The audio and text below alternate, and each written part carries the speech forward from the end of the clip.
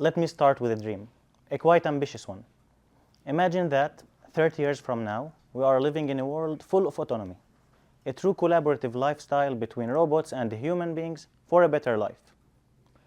Robotaxis are everywhere, drones are flying and carrying medical support, and even at home, you have your own 5-star RoboChef cooking you the perfect dinner meal.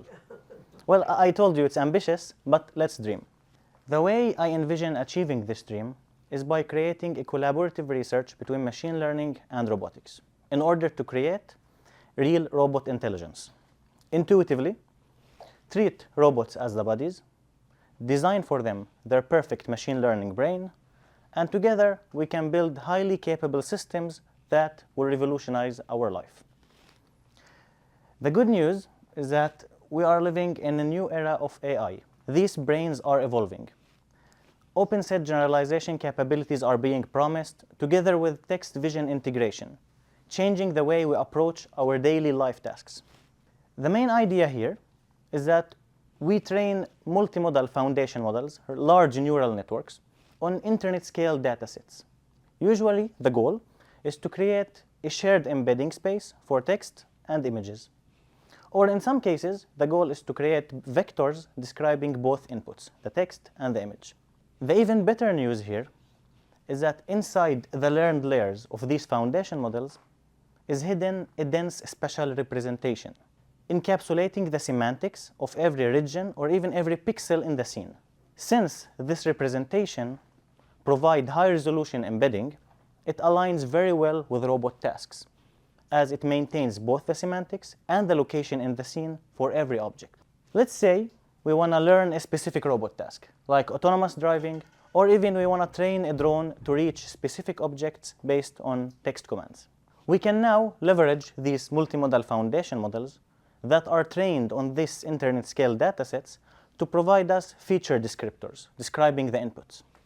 And now we can only train a very small adaptation network to take these feature descriptors and adapt them to the task at hand, to the robot task at hand. And what descriptors will we be using? Indeed, these special high-resolution features. These features provide us a free inherited special reasoning capabilities as they encapsulate the semantics of every pixel in the scene. This allows us, the researchers, to apply debugging and data augmentation. Simply, we can now switch these pixel descriptors with text descriptors and see what will happen. Even better, we can now train robots to follow text instructions. The main idea here is that these foundation models can receive text and images as input and provide the fused feature descriptors. And now we can train our robots based on these descriptors to follow text commands. And most importantly, we achieve generalization capabilities to the open set, meaning that our robots will be able to handle scenarios and scenes that they didn't witness in the training set. All of that on the road to achieve true robot intelligence. For example, here at MIT, we trained in simulation an autonomous driving system to drive in a very specific scenario, in a very specific weather condition and lighting condition, alongside a predefined set of characters. We achieved that this autonomous driving system can drive in different simulated environment, unseen streets, alongside unseen characters, and it can handle different weather and lighting conditions. The same phenomena is witnessed when we trained a drone to reach specific objects given by text command. This drone now can fly and reach unseen objects by new unseen text commands that are not a part of the training dataset.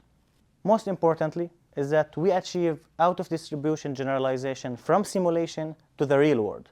This car can actually drive in a street alongside pedestrians and avoiding roadblocks, and this drone can fly and reach real objects specified by text.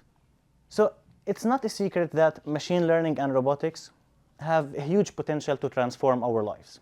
But I must note that all of the remarkable capabilities that were shown here are basically by using off-the-shelf foundation models that are not trained for robot tasks.